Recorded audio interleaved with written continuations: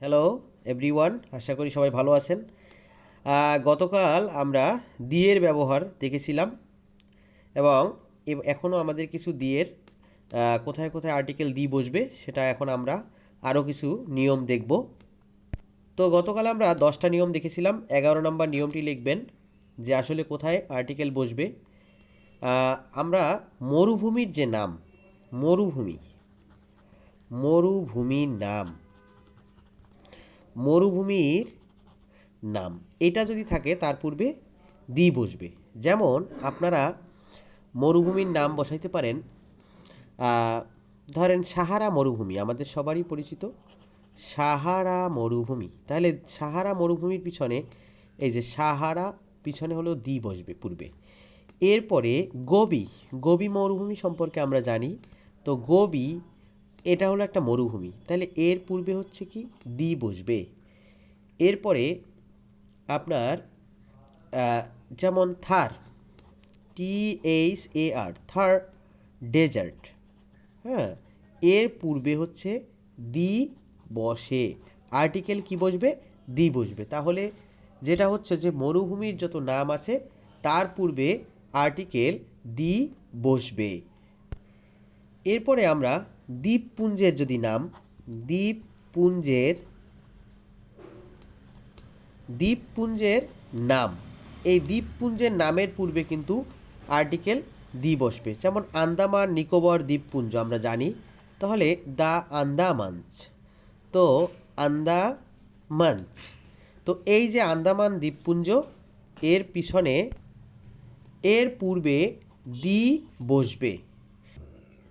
তারপরে আপনারা দেখেন ফিলিপাইন্স, ফিলিপাইন্স, তাহলে ফিলিপিন্স যেটা ফিলিপিন্স হবে এখানে ফিলিপিন্স, এটার এটার ক্ষেত্রেও আমরা কি করতে পারবো, এটার পূর্বেও দি বসাবো। এটাও একটি দ্বীপপুঞ্জের কিন্তু নাম।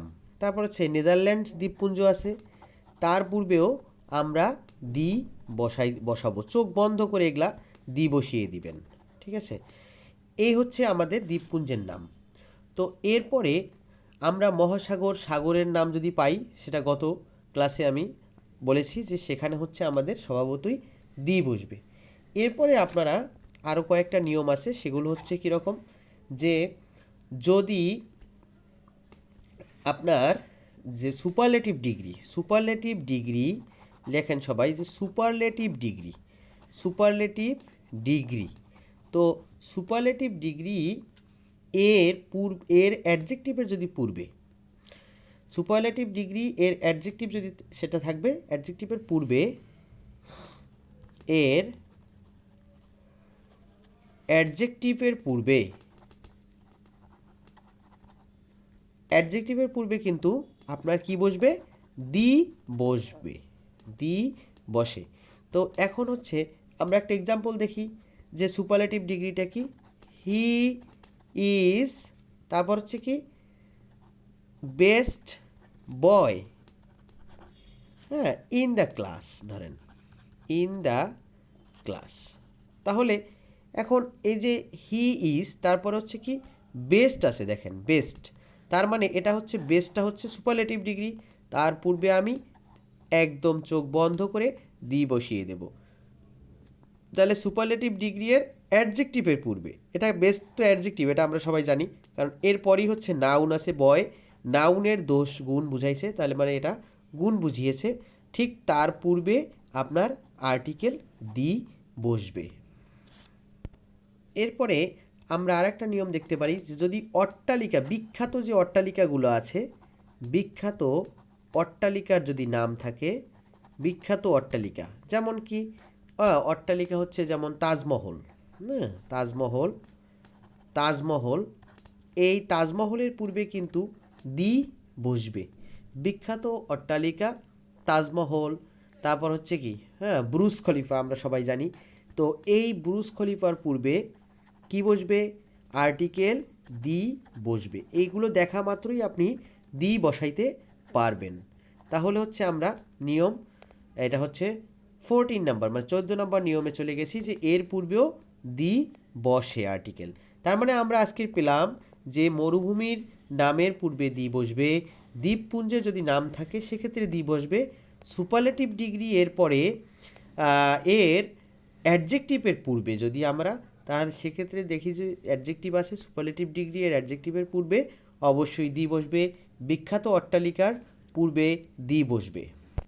এরপরে আসেন আর একটা নিয়মে আসেন, যে সেটা হচ্ছে 15 নম্বর নিয়ম, যেটা সেক্ষেত্রে আমরা এখানে নিয়মটা পড়ব এটা, যে যদি এক জাতীয় সকল জিনিসকে বোঝায় এবং সেটা হচ্ছে এক জাতীয় সকলকে বুঝাইতে যদি সিঙ্গুলার কমন নাউন ব্যবহার করা হয়, কি নাউন?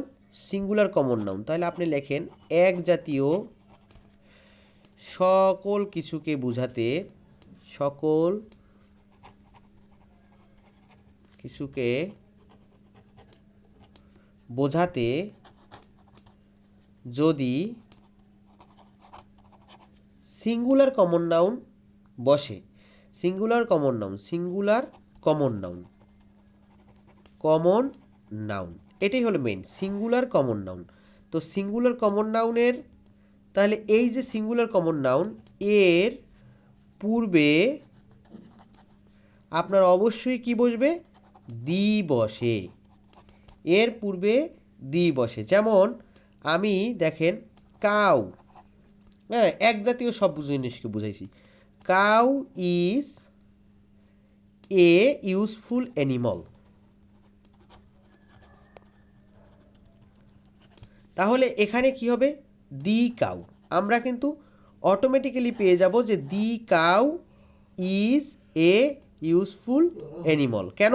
সকল কাউকে বুঝাইছে, যে যত কাউ আছে তারা সবাই হ্যাঁ ইউজফুল অ্যানিমাল। এটা গেল। তারপর হচ্ছে আমাদের আর একটা বিষয় হচ্ছে যে আমরা এরকম এক্সাম্পল আর একটা দিতে পারি, যে রোজ, সকল রোজকে বুঝাইছে। Rose is a nice flower. এখন এই যে রোজ, তার পিছনে কি হবে? দি রোজ, দি রোজ। তার মানে হচ্ছে সকল রোজকে বুঝাইছে। হ্যাঁ, তো এরকম আপনারা যত যা কিছু আছে এক জাতীয় বুঝাইতে গেলে তখন সিঙ্গুলার কমন নাউন, এটাও সিঙ্গুলার কমন নাউন। তার মানে হচ্ছে সিঙ্গুলার কমন নাউনের পূর্বে অবশ্যই দি বসে। এখন কথা হলো, যদি মানব জাতির সব মানব জাতিকে বুঝায় সেক্ষেত্রে কিন্তু ভিন্ন আছে। এখানে একটু ব্যতিক্রম একটা নিয়ম লিখে নেন, যে আমরা সকল কাউ জাতিকে বুঝাইছে, সকল রোজকে বুঝাইছে, তখন তার পূর্বে আমি দি বসাইছি। কিন্তু যদি সকল মানব জাতিকে বুঝায়, হ্যাঁ, সেটা যদি সকল মানব জাতিকে যদি বুঝায় সেক্ষেত্রে কিন্তু যেমন ম্যান আর ওম্যান, ম্যান দ্বারা কিন্তু অনেক সময় সকল মানুষ জাতিকে বোঝায়। ম্যান, ম্যান অর্থ কি আমরা জানি? মানুষ। হ্যাঁ, তো এখন হচ্ছে কি, বা ম্যান কিন্তু অনেক জায়গায় ব্যবহৃত হয় কিসে? পুরুষ অর্থে, সেক্ষেত্রে ভিন্ন বিষয়। কিন্তু ম্যান, তারপর হচ্ছে ওম্যান, এই ওম্যান হচ্ছে মহিলা অর্থে ব্যবহৃত হয়।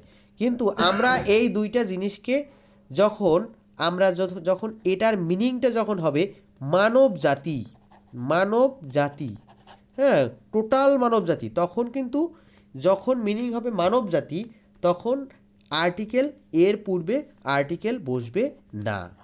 এর পূর্বে আর্টিকেল বসবে না, তখন আর্টিকেল দি বসবে না। অ্যাটলিস্ট আর্টিকেল কি বসবে না? দি বসবে না, মানে আর্টিকেলই বসে না অবশ্য এখানে। এর পূর্বে আর্টিকেল দি বসবে না। কিভাবে? আমি দেখাই, যে ম্যান ইজ মর্টাল, আমরা জানি ম্যান ইজ মর্টাল। এখন এখানে যদি আমি বলি দি ম্যান ইজ মর্টাল, তাহলে ওই মানুষটি মরণশীল, আর কোনো মানুষ মরণশীল না।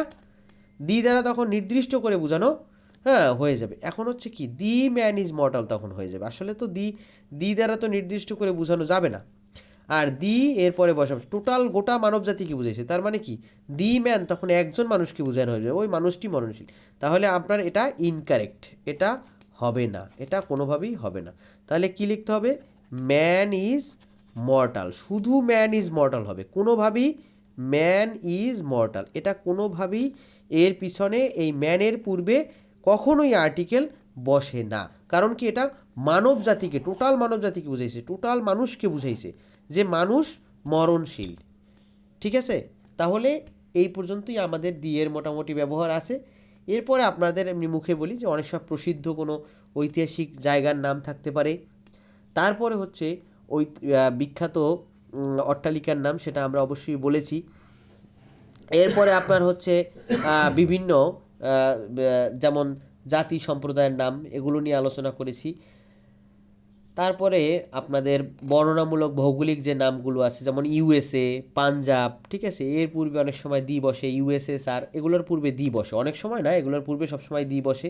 তারপর হচ্ছে পৃথিবীতে যা কিছু একমাত্র আছে সেগুলো আমি নিয়ম দেখিয়েছি। হ্যাঁ, তারপর হচ্ছে পর্বত শ্রেণী, দ্বীপপুঞ্জ, জাহাজের যদি নাম থাকে সেক্ষেত্রে আমাদের কি বসে, দি বসে আর্টিকেল। তো এই আর্টিকেল দি এর নিয়মগুলো এগুলোই ছিল। এরপরে যখন আমরা এরপরে আরও আছে, সাথে থাকবেন, অনেক কিছু জানতে পারবেন, কারণ এরপরে অন্য অন্য আরও সুন্দর আমরা এক্সাম্পলে যাব। এরপরে যে কোন কোন জায়গায় আর্টিকেল বসে, কোথায় আর্টিকেল বসবে না, সে কিছু কিছু নিয়ম আছে, সেই নিয়মগুলো আমরা পরবর্তী ক্লাসে আস্তে আস্তে দেখাবো। অতএব আপনারা যদি ভালো লেগে থাকে ক্লাসটা, অবশ্যই আপনারা আমার চ্যানেলটাকে সাবস্ক্রাইব করুন এবং পাশে নতুন নতুন অনেক কিছু শিখতে পারবেন, জানতে পারবেন, বুঝতে পারবেন। ধন্যবাদ।